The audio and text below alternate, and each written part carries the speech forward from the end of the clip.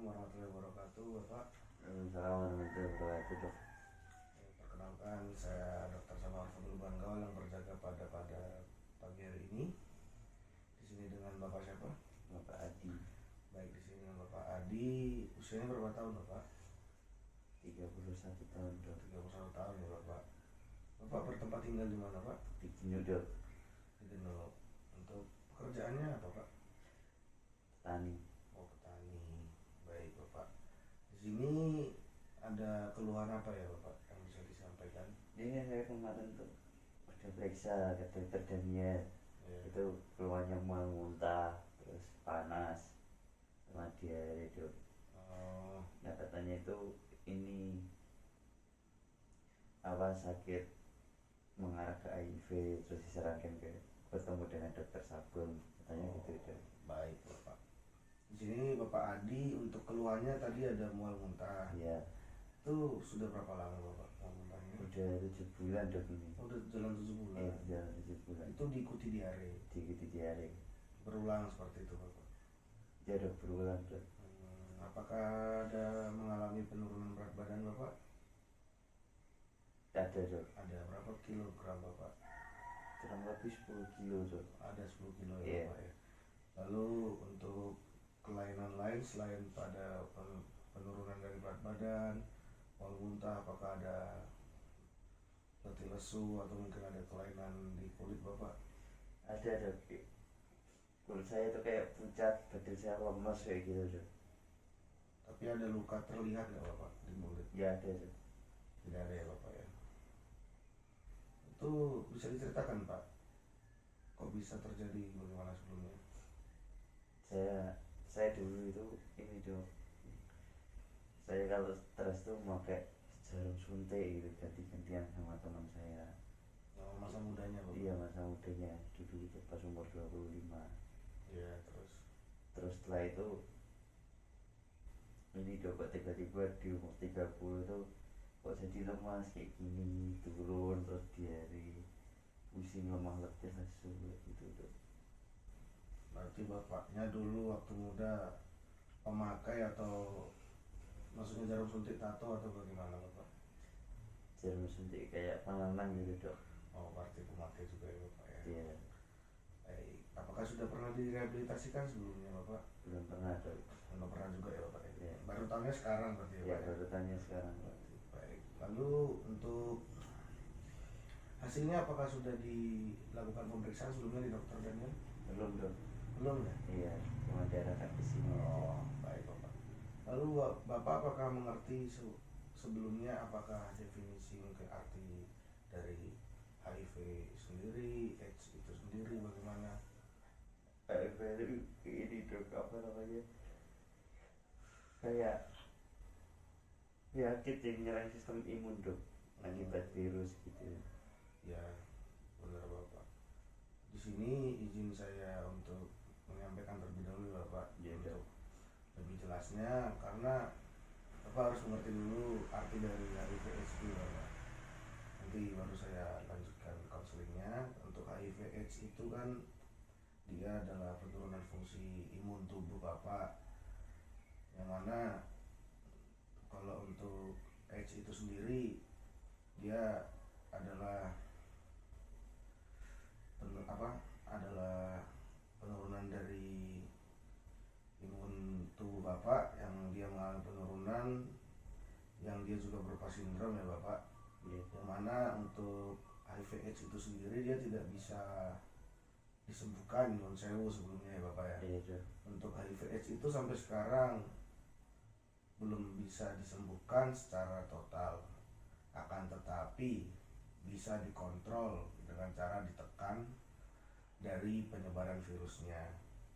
Yang mana untuk virus dari penurunan imun tubuh itu sendiri ditekannya juga apabila si pasien juga bisa mengontrol dari pola hidupnya, begitu ya, Bapak.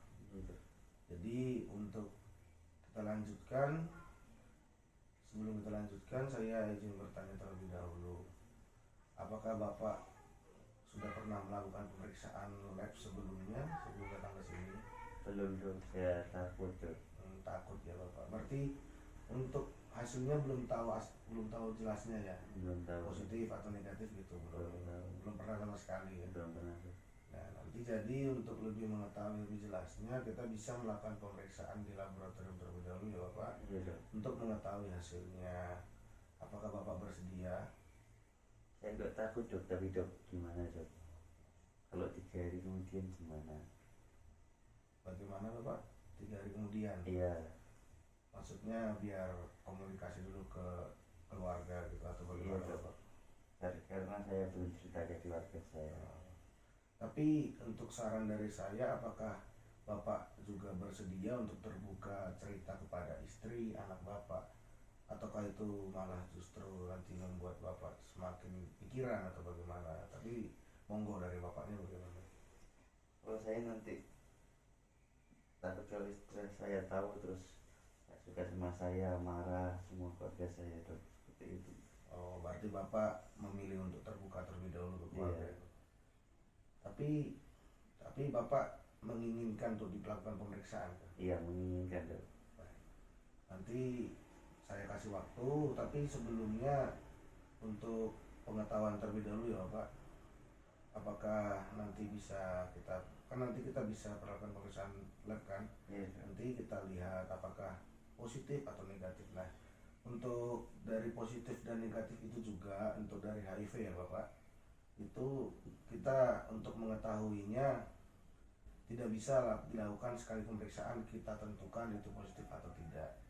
Karena kan untuk stadium HIV itu sendiri ada 3 ya Bapak, yang mana di 3 stadium itu kita lakukan sekali pemeriksaan. Semisal pemeriksaan pertama negatif, itu belum tentu hasilnya kedepannya bisa negatif ya Bapak. Karena kan untuk penyebaran dari virus HIV ini kan dalam kurun waktu yang cukup panjang, dari berbulan-bulan bahkan sampai 7 tahun sampai 10 tahun.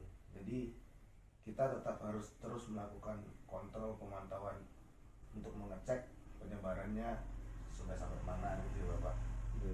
Jadi mohon dari kerjasama Bapak juga supaya bisa dilakukan pemeriksaan atau hasil lebih lanjut supaya untuk menanganinya juga lebih tepat, lebih cepat. Karena kan kalau kita ulur-ulur nanti takutnya lebih menjangkit lagi ke bagian organ-organ lainnya penyebarannya gitu ya Bapak. Iya. Tapi apakah ada keluhan lain Bapak yang Bapak rasakan selama ini? Tidak ada, cuma itu aja sih. Tidak ada ya Bapak ya? Iya, tidak. Atau mungkin ada seperti benjolan, pembengkakan di daerah mana gitu? Tidak ada dok. Tidak ada ya Bapak ya. Baik, lalu untuk selanjutnya apakah Bapak sudah mengetahui dari cara penularannya, pencegahannya bagaimana, atau untuk mengontrol hidupnya bagaimana ke depannya begitu Bapak? Belum tahu dok. Baik, nanti yang pertama ya Bapak, kita Iya. nanti lakukan yang pertama, terima dulu diri sendiri ya Pak. Iya. Karena kan biarpun kita belum melakukan pemeriksaan, tapi Bapak juga harus tabah terlebih dahulu, harus menerima keadaan seperti ini kan gitu. Iya. Harus menerima, lalu Bapak sudah saya apresiasi karena sudah berani ada keinginan untuk terbuka ke keluarga. Iya. Dan nanti untuk kerahasiaan dari semua pasien, apalagi yang seperti ini kan, ini termasuk rahasia kita juga Bapak. Kita akan menjaga kerahasiaan Bapak 100%, insya Allah. Gak akan sampai orang-orang di luar tahu apa yang Bapak alami. Kami akan menjaga kerahasiaan itu. Bahkan nanti kalau kenyamanan Bapak tergantung Bapak, kami akan ikuti seperti itu ya Bapak. Yang mana yang penting Bapak harus bisa nyaman terlebih dahulu, tenang terlebih dahulu supaya bisa melanjutkan kehidupan lebih normal, memperbaiki kehidupan. Karena kalau HIV ini nggak bisa sembuh, hanya bisa ditekan penyebarannya, lalu nanti diperbaiki pola hidupnya biar berat badannya naik lagi, maksudnya biar nggak turun terus, sama nanti kondisi fisik Bapak juga makin stabil, nanti biar keluarga juga lebih tenang, lebih enak beraktivitas, berkomunikasi setiap harinya gitu ya Bapak. Untuk penularannya itu sendiri kan Bapak masa mudanya pakai suntik gitu ya, Iya. tuker-tukeran sama teman. Lalu untuk sampai sekarang apakah masih sering berkomunikasi sama teman-teman yang dulu Bapak? Udah tidak pernah ada. Pasti sudah lost kontak ya Bapak? Iya. Baik. Lalu untuk penularan lainnya bisa dari darah, bisa dari cairan vagina, bisa dari cairan alat kelamin yang dihubungkan secara seksual. Contohnya sering jajan gitu Bapak. Iya dok. Apakah Bapak masa mudanya juga sering seperti itu? Mohon maaf Pak. Tidak pernah dok, tidak pernah jajan. Oh, tidak pernah jajan-jajan gitu ya Pak. Iya. Itu kan bisa disebarkan juga melalui seperti itu. Lalu bisa juga secara injeksi atau suntik tadi ya Bapak, yang mana itu kan bisa disebarkan juga. Lalu bisa juga penyebaran atau penularannya dari ASI yang diturunkan dari ibunya yang sudah terjangkit dan turunkan ke anaknya gitu ya Bapak. Iya dok. Dan saya izin tanya, untuk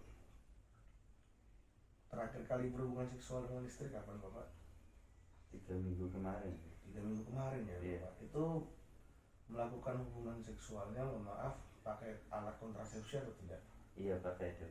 Pakai ya, Iya. alhamdulillah pakai alat kontrasepsi. Kalau bisa diteruskan seperti itu ya Bapak, karena Iya. kan untuk pencegahannya juga takutnya nanti, ini anak keberapa Bapak? Anak kedua dok. Anak kedua. Takutnya nanti kan kalau Bapak mau membuat anak lagi untuk yang ketiga, supaya tidak kemana-mana lah, nanti takutnya pikiran kita nggak ke situ gitu loh Bapak. Iya dok. Dia harus dijaga juga dari hubungannya ke istri juga, nanti pada saat lakukan hubungan seksual bisa pakai alat kontrasepsi. Saya apresiasi Bapak sudah melakukan pencegahan sebelum saya tanyakan ya Bapak. Iya dok. Lalu nanti untuk pemeriksaan tes HIV-nya, apakah Bapak sudah mengerti bagaimana step-stepnya, langkah-langkahnya? Belum mengerti dok. Belum mengerti ya Bapak. Jadi nanti untuk pemeriksaan di tes HIV ini, yang pertama nanti kita lakukan penyuntikan untuk pengambilan sampel darah Bapak. Nanti kita lakukan pemeriksaan di laboratorium untuk mendapatkan hasilnya. Nanti hasilnya bisa didapatkan positif atau negatif. Nah, untuk stadiumnya itu sendiri ada 1, 2, dan 3 ya Bapak.